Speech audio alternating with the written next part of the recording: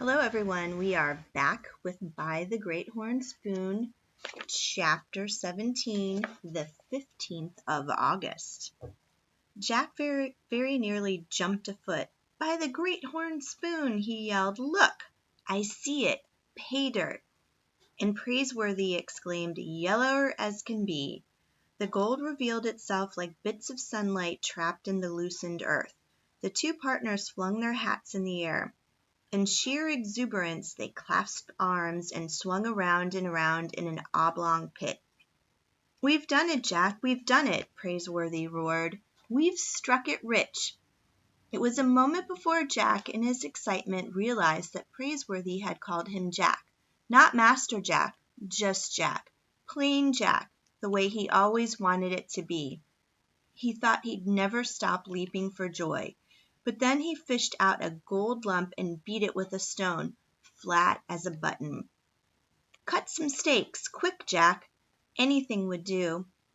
Praiseworthy drew his tattered umbrella from their pack and pounded it into the ground. It made a fine corner post for their claim.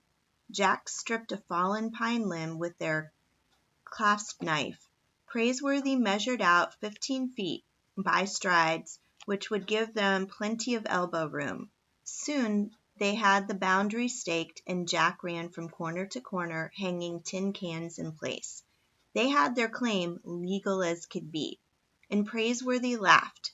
Cut-Eye Higgins has done us a good turn in spite of himself. After the first day's washings, Praiseworthy went to Coloma to buy a long tom, and Jack stayed behind with a squirrel gun to keep an eye on things. Within 24 hours, miners had staked claims everywhere around them. The place quickly got the name of Grave Diggers' Hill. Praiseworthy and Jack worked from morning till night. They carried pay dirt bucket by bucket down the slope to the slough box in the river. The hole grew wider and longer. They filled a buckskin pouch and tied it off at the top. Hour after hour, Praiseworthy swung the pick, and day after day, Jack emptied bucket after bucket into the long tom. Their fortunes grew heavier. "Won't Aunt Arabella be surprised when we walk in?" Jack grinned one night after supper. Praiseworthy was smoking one of his long 9 cigars. "Why, we'll be able to use the sacks of gold for doorstops." Praiseworthy gazed into the coffee fire, and his fingers touched Miss Arabella's small portrait buttoned in the pocket of his shirt. She was so far away, a continent away in Boston. He wondered what she was doing at that very moment, staring into the fireplace and thinking of him, perhaps. But that was nonsense, he told himself quickly, and turned from the fire. He must not forget his place. Once back in Boston, he would take up his old duties again. He was, he reminded himself firmly, born and bred a butler, like his father before him, and his father before him. Miss Arabella would be lost without him. Why, Boston would never accept him as anything but what he was, a butler. Still, Boston was a long way off, and there was the sound of the river below to enjoy, and the cigar between his teeth to savor. One morning a miner came rushing up the hill from Shirttail Camp. "Doc Higgins has escaped." "What's that?" Praiseworthy dropped his pick. "Yup, during the night he used them forceps of his on the jailhouse we built. Pulled the nails through like he was yanking teeth and got a board loose. Slipped right out. He's long gone by now, and good riddance." Praiseworthy wiped the sweat that had rolled down into his whiskers. "Maybe he learned a lesson, but I doubt it. He's just running from one noose to another. There are plenty of hanging trees in the diggings, and he'll be standing under one sooner or later with his feet off the ground." After almost 2 weeks of busting ground and shoveling dirt, their claim began to play itself out. The washings grew thinner and thinner. One by one, the other miners gave up on Grave Diggers' Hill. It had boomed, and now it was dying. The boomers pulled out their stakes to follow rumors of some other gold strike. On the morning of the 15th of August, the day Praiseworthy was to face Mountain Ox in his bare-fisted combat, The two partners struck their tent. Praiseworthy seemed in no hurry to keep his appointment in Hangtown. Jack wondered if Praiseworthy had changed his mind. Not on your life, Jack. We'll make it. Jack blindfolded Stubb and they loaded up. They had 11 heavy pouches of gold dust, worth a fortune in San Francisco. Providing we get it there, mused Praiseworthy. We might meet up with road agents again. Exactly. This squirrel gun of ours barely scares off squirrels.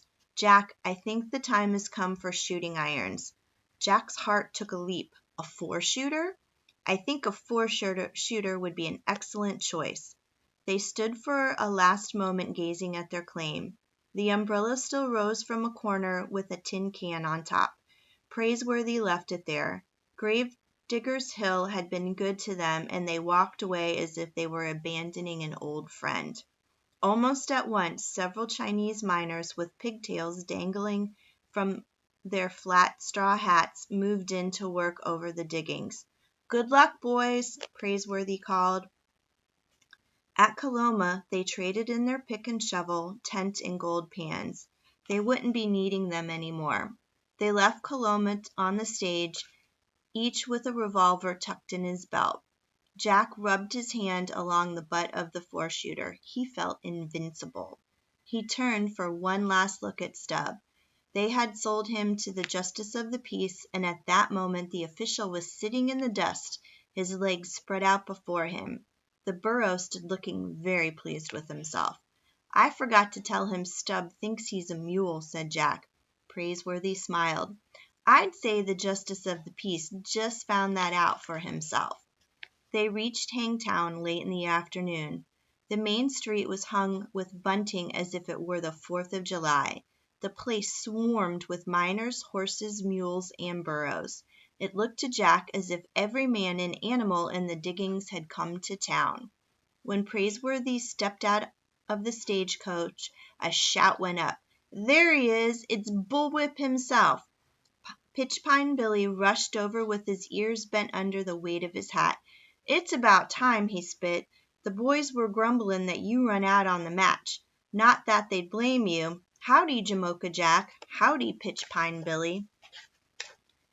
In another moment, Jimmy from town had crowded around, and Buffalo John and Quartz Jackson. "You'll have to excuse the missus," said Quartz Jackson. "She don't want to watch." "Let's get on with it," said Pitchpine Billy. "Where's the mountain ox?" "Eatin' oysters over at the Chinese chow chow," someone answered. "He got hungry waitin' around." "Somebody fetch him. Boys, spread out." The miners formed a large circle in the center of the street. Others climbed on the roofs of the stores for a better view. When the mountain ox appeared at the doorway of the Chinese restaurant, Jack's heart dropped to his boots. The man from Grizzly Flats grinned. He had a neck like the stump of a tree. There was oyster juice in his beard. His chest looked as big around as a flour barrel. "He is a large gent at that," said Praiseworthy, studying his opponent at a distance. He handed Jack his revolver, together with the buckskin pouches tucked under his belt and weighting down his pockets. "I wish we'd never come back," Jack muttered. It's not a fair match. No, sir." "You want me to back out?" Jack took a breath, shook his head. "You gave your word. You've got to stick by it." "That's right. And anyway, I intend to lick him." Praiseworthy stripped off his shirt. The mountain ox across the way did the same. He was hairy as a grizzly bear and looked twice as broad. Jonas T. Fletcher, the undertaker, stood in the clearing.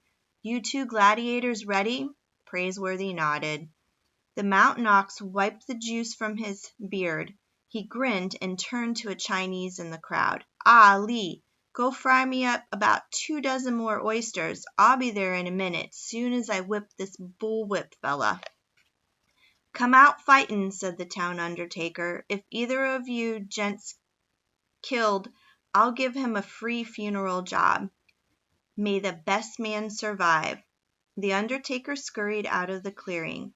Praiseworthy stepped forward, striking a pose with his arms. "Elbows in," he told himself. The mountain ox came out with his arms spread like the wings of a buzzard. The crowd stood tense. Squirts of chewing tobacco raised silent puffs of dust. Jack's heart was pounding in his ears. The gladiators closed the distance between them, and the pride of Grizzly Flats wasted no time. He swung an arm with enough power to bust through a barn door. When it had run its course, the crowd was astonished to see Praiseworthy still standing. He had felt nothing more than the wind. He had ducked with the greatest of ease. The street brawler, with his wide-open stance, signaled his punches in advance. Immediately, Praiseworthy countered with a left jab. It didn't amount to much, but it surprised Mountain Ox. Jack gazed toward the center of the clearing with a leap of hope. In the afternoon heat, Praiseworthy's back glistened with sweat. The new muscles along his arms and shoulders looked polished. Almost 2 months in the diggings, swinging a pick from morning till night, had their effect. He had the power to bust through a barn door himself. "Come on, Ox, finish him off. Don't be scared of him, Bullwhip." Again the Mountain Ox swung, and again Praiseworthy escaped with nothing more than a wind burn. He was getting the hang of it. He was vigilant. He concentrated. He knew that one misstep, one miscalculation, and the Mountain Ox would end the match with a single blow. 5 minutes passed. To Jack it was 5 hours, 5 days.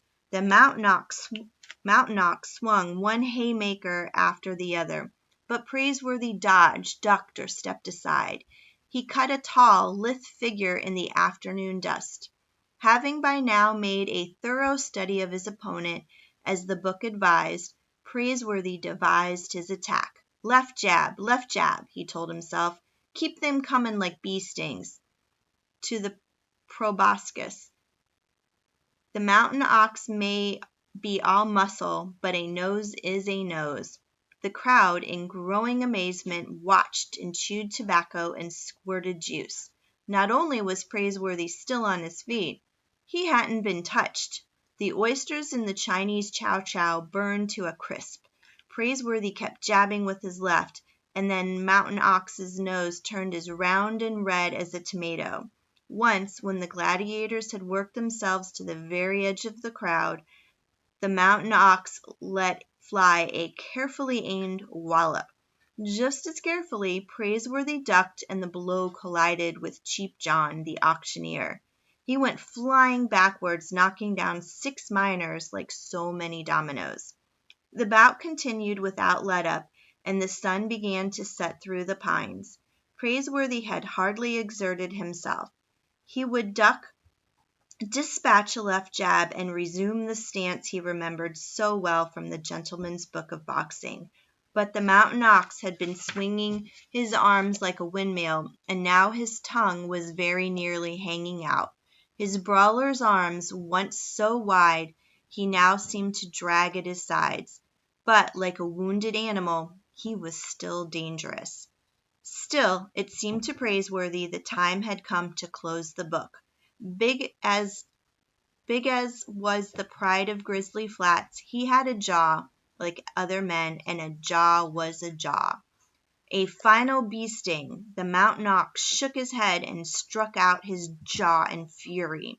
Praiseworthy stepped in with a right cross from the shoulder, exactly as the book advised, and it felt to him as if he were hitting a barn door. Jack held his breath.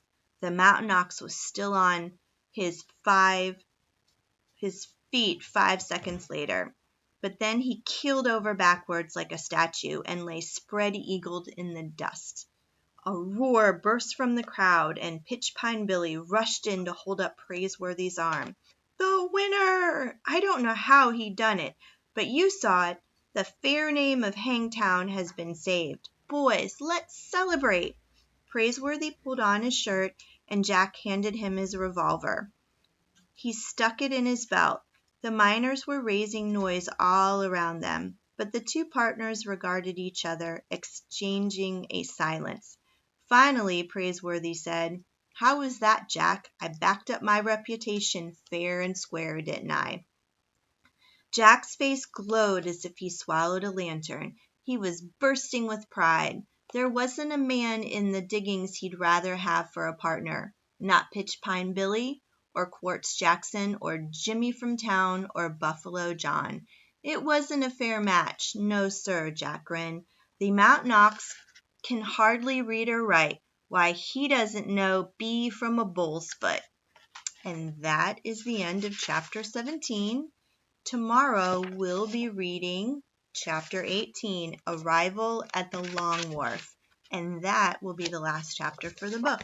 See you guys later. Bye.